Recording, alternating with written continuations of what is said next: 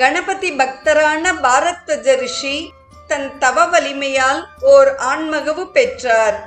அதனை பூமாதேவி வளர்த்தாள்.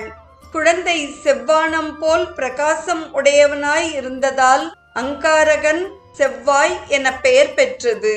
குழந்தை பருவம் முடிந்ததும் பூமாதேவி அக்குழந்தையை பாரத்வாஜ ரிஷியிடம் சேர்ப்பித்தாள்.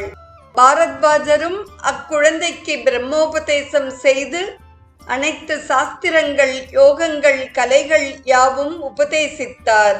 பின்பு அந்த ரிஷி அங்காரகனை பார்த்து விநாயகரை துதித்து தவம் செய்யுமாறு கூறினார். அங்காரகனின் தவத்தினால் மனம் குளிர்ந்த விநாயகர் தரிசனம் தந்து என்ன வரம் வேண்டும் என வினவினார். அங்காரகன் தங்கள் திருவடிகளை மறவாது நினைத்திருக்க வேண்டினார். மாசி மாதத்தில் பௌர்ணமி முடிந்த கிருஷ்ணபக்ஷ சதுர்த்தியும் செவ்வாய்க்கிழமையும் ஆன அந்த தினத்தில் விநாயகர் அங்காரகனுக்கு காட்சி கொடுத்தார்.